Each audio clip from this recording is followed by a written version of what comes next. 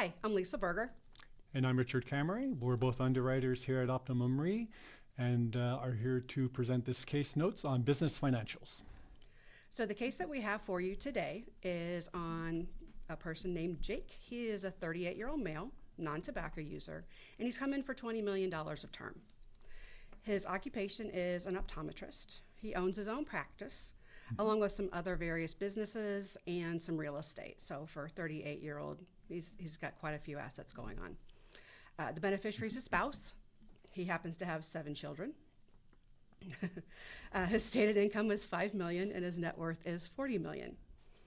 We got a hold of his taxes, and in 2020, he shows his wages and his salary at 0.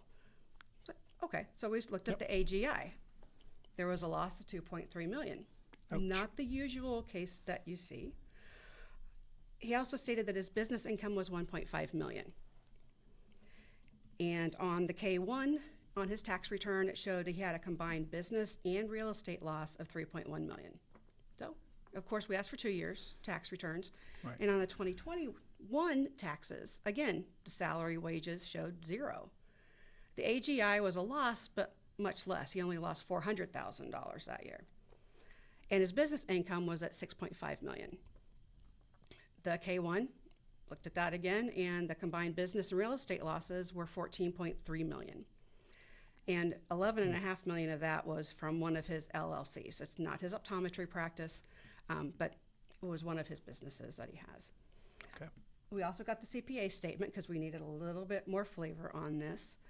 This CPA stated the cash flow is $2 million annually. He verified the net worth at $40 million and stated that the business loss was actually due to depreciation that he took.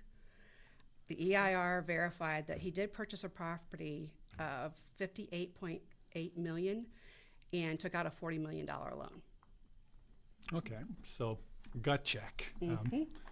Looking at this, what are some of the turn on and turn offs of the case? And obviously, we don't like losses in the general sense. That's one thing to take away. Do you see anything else, sort of yellow or red flags? When we see a couple years with 0 salary, that kind of makes you wonder what's really going on. How profitable are you as an optometrist? But we also look at, he's young at 38.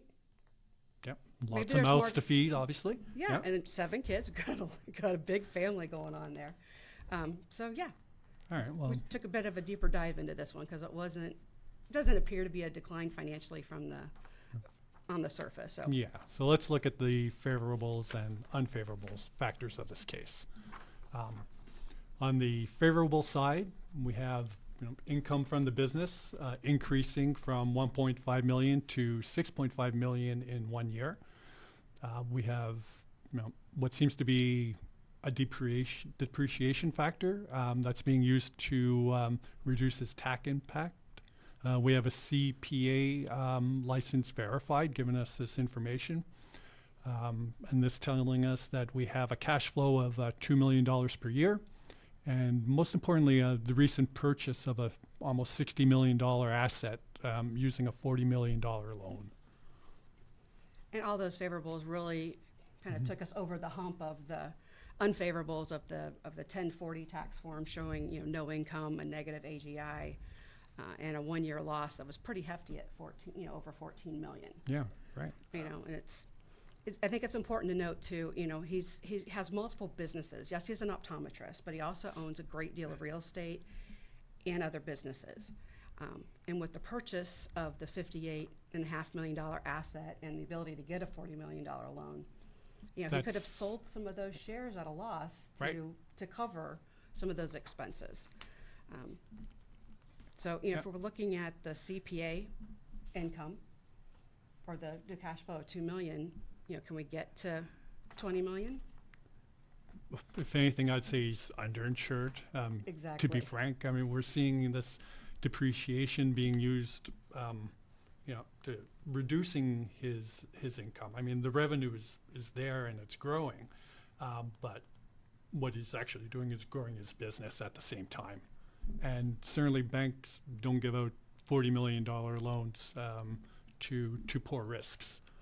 This would have been vetted beforehand, and with a CPA verified information, you can hang your hat on that. You really can. And, Yeah.